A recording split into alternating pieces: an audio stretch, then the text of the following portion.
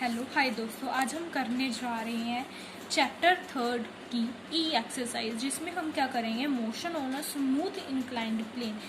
मतलब सबसे पहले आपको बता दूं, स्मूथ इंक्लाइंड प्लेन में कोई भी फ्रिक्शनल फोर्स या रेजिस्टेंस फोर्स जिसे हम कहते हैं वो ऐड नहीं होंगी। यहाँ पर सिंपल क्या होगा, एक मास हैंग हो रहा होगा जो क्या है, प्लेन से अल्फा एंगल ड्रॉ कर रहा होगा और इस तरीके से आ रहा होगा। उस मास को हम क्या लेंगे, विद ग्रेविटी लेंगे, mg लेंगे।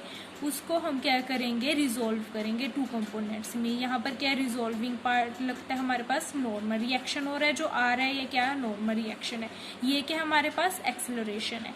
यहाँ पर क्या, इसे हम जब रिजोल्व करेंगे, हमें पता है जब एंगल के साथ जहाँ पर एंगल बराबर होता है वहाँ पर क्या लेते हैं हम, sine alpha, mg sine alpha. और जो एंगल के सामने वाली होते हैं वहाँ क्या लेते हैं, mg कोस अल्फा। ठीक है, तो हमें क्या किया, सबसे पहले जो इस मास है, इस मास को हमने क्या कर लिया, रिजोल्व कर लिया नॉर्मल एक्शन के थ्रू। जहाँ पर क्या लग रही है, एक्सेलरेशन। मैंने अपनी वीडियोस में सबसे पहले इसकी 3E के पहले वाली भी वीडियोस को समझाकर डाल दिया है। आप एक बार उसे जाकर जरूर समझना, क्योंकि जब तक आप वो नहीं समझोगे आपको ये नहीं समझ में आएगा। तो सबसे पहले आप उस वीडियो को भी जाकर जरूर देख लें, ठीक है। और ध्यान में रखना कि मैंने सभी क्वेश्चंस के सॉल्यूशन भी अपने चैनल पर डाल दिए हैं, उन्हें भी जाकर जरूर देख लेना। वरना अगर आपको प्लेलिस्ट में है अलग से उन सॉल्यूशंस के क्वेश्चंस की। सो स्टार्ट करते हैं हम सबसे पहले इसकी। सिंपल, हमें ये आर्टिकल करने की ज़रूरत नहीं है, ये कभी भी पेपर में नहीं आता। जस्ट ये समझने के लिए था। इस आर्टिकल में यही बताया गया है कि जो बॉडी है मूव कर रही है नीचे की ओर आ रही है, तो एक्सेलरेशन भी क्या है, नीचे नू लगेगी।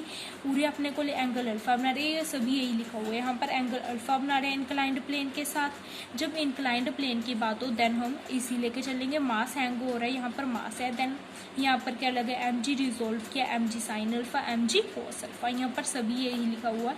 जो रिएक्शन क्या है, आ रहा है परपेंडिकुलर रिएक्शन को क्या कहते हैं हम, नॉर्मल भी कहते हैं, नॉर्मल की इक्वेशन। यहाँ पर ये क्या हो गया, mg को sine alpha, mg cos alpha. हम क्या करेंगे, यहाँ पर ये सभी यही लिखा हुआ है जो भी मैंने बताया। तो अब हम क्या करेंगे, इन प्लेन की क्या इक्वेशन ड्रॉ करेंगे। सबसे पहले कुछ बच्चों को ये नहीं पता चलता कि हम इक्वेशन बताएगा, एक नॉर्मल सा तरीका जो भी मैं आपको बताने जा रही हूँ। देखो, इसके सामने ये है ना, तो हम सिंपली देखेंगे क्या होगा, r इज इक्वल टू, वो भी बताऊंगी कि हम कैसे लेके चले, r is equal to mg cos alpha. Simple सी इक्वेशन, इसके सामने ये है ना, then r is equal to mg cos alpha. ठीक है, एक तो ये इक्वेशन बन गई। सेकंड, हमारा मास भी नीचे आ रहा है और हमारी एक्सेलरेशन भी नीचे आ रही है। बता दूं, जब एक्सेलरेशन डाउनवर्ड आ रही होती है देन हम एक्सेलरेशन क्या है, नेगेटिव लेकर चलते हैं। एक्सेलरेशन नेगेटिव लेने का मतलब क्या हो गया, माइनस mf। अब ये भी इस ओर ही आ रही है, ये भी इस ओर ही आ रही है, मैंने बताया था नहीं। देन प्लस क्या होगा, mg sine alpha which is equal to 0। Then हमारे पास इक्वेशन क्या ड्रॉ हो जाएगी, mf is equal to mg sine alpha which is equal to m, mass के साथ मास कैंसिल हो गया, f is equal to g sine alpha. और ये इक्वेशन भी मैंने अभी बताई थी आपको, जब ये इसकी इक्वल क्या हो जाएगी, देन क्या इक्वेशन बनेगी, r is equal to mg cos alpha. ये सिंपल सी बात है। अगर हम इसे देखना चाहेंगे ये इक्वेशन ये कैसे बताते हैं, तो सिंपल है। देखो, पहले यहाँ पर क्या हो रही है, ये नॉर्मल रिएक्शन रखना है, ये इसके ऑपोजिट साइड जा रहा है। देन हम इसे क्या लेंगे, नेगेटिव लेंगे, माइनस लिया। और यहाँ पर हमारे पास फॉर्मूला क्या होता है, m इंटू एफ। हमने किया था ना, force is equal to mass into acceleration. हमने पहले वाली एक्सरसाइज में करके रहे हम, force into mass into acceleration. Mass क्या हमारे पास m है, एक्सेलरेशन यहाँ पर नीचे की ओर तो कोई नहीं लग रही ना इस पर, देन एक्सेलरेशन क्या होगी, 0 होगी। जो हमारे पास फोर्स है, यहाँ पर दो फोर्सेस लग रही हैं, एक तो मास के थ्रू और जो एक नॉर्मल क्या हो रहा है हमारे पास, रिएक्शन हो रहा है। Then normal reaction minus mass के नीचे को हैंग हो रहा है ना इसकी, तो mg cos alpha is equal to mass into acceleration. Acceleration 0 थी, देन इसको सोल्व करेंगे, हमारे पास क्या बन गया, r is equal to mg cos alpha और f is equal to g sine alpha. अगर आपको ये पता नहीं चल रहा तो जैसे मैंने आपको पहले भी बताया, हम सिंपली इसे लेकर चल सकते हैं। सिंपल कैसे, ये ऑपोजिट डायरेक्शन पे बता रहा है, तो r is equal to mg cos alpha, ये mg साइन अल्फा, एक्सेलरेशन नीचे को आ रही है, देन नेगेटिव, इन दोनों का प्लस इज इक्वल टू 0, मतलब mg sine alpha is equal to mf।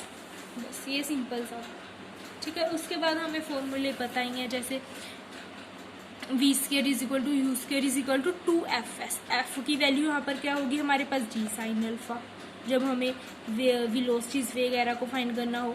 अगर हमें हाईएस्ट पॉइंट रीच करना है, हाईएस्ट पॉइंट पर क्या मतलब क्या होता है हमारे पास, जब हम सबसे ऊपर होते हैं देन हमारे पास जो फाइनल वेलोसिटी होती है वो क्या 0 होती है, then v is equal to u g minus f t. अब यहाँ पर माइनस कैसे है, वैसे तो हमारे पास फॉर्मूला क्या होता है v is equal to u plus f t, but acceleration क्या जा रही है, वो सॉरी ग्रेविटी का कंसेप्ट आ रहा है। ग्रेविटी यहाँ पर क्या है, ऊपर जा रही है, रीच दी हाईएस्ट पॉइंट, जो उतने पॉइंट है देन ग्रेविटी क्या होगी, नेगेटिव होगी। यहाँ पर टाइम फाइंड हो जाएगा। ऐसे हमारे पास डिस्टेंस फाइंड करना है। ये डिस्टेंस का फॉर्मूला क्या होता है हमारे पास, V square minus U square is equal to 2fs। यहाँ पर भी हमने नेगेटिव क्योंकि ऊपर जा रही है हाईएस्ट पॉइंट पर हमने प्रोजेक्शन फाइंड करनी है, जैसे इसका फॉर्मूला। टाइम ऑफ फ्लाइट वो कितना टाइम हवा में रहा, देन डिस्प्लेसमेंट तो 0 हो जाएगी क्योंकि फ्लाइट का मतलब एक बार जितों भी जा रहे हैं तो वापस ही उसी थां ते आ जाना, डिस्प्लेसमेंट 0 होगी। S is equal to u t plus half of f t square, f की वैल्यू पुट की, बट जो हमारे पास ग्रेविटी वो क्या हो रही है, ऊपर जा रही है, देन क्या आएगी, नेगेटिव आएगी। ठीक है, अगर एक्सेलरेशन थल्ले नूं आंदी है देन वो की हुंदी है, नेगेटिव का कंसैप्ट हुंदा है। अगर ग्रेविटी ऊपर जा रही है देन वो नेगेटिव होगी। अगर ग्रेविटी थल्ले आंदी है, अपने कोल पार्टिकल या बॉडी है जो भी वो थल्ले नूं आंदी, देन आपां की लेके चलते पॉजिटिव, बट हुण की जा रही है ऊपर जा रही है, देन की लिए आपां ने नेगेटिव का कंसैप्ट लिया। देन टी की आ गई अन्य।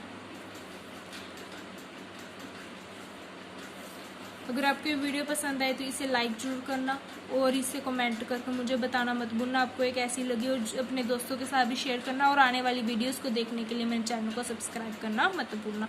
और याद रखना मैंने अपने चैनल पर सभी क्वेश्चन की वीडियो सोल्यूशन की वीडियोस डाल दी हैं। Thank you.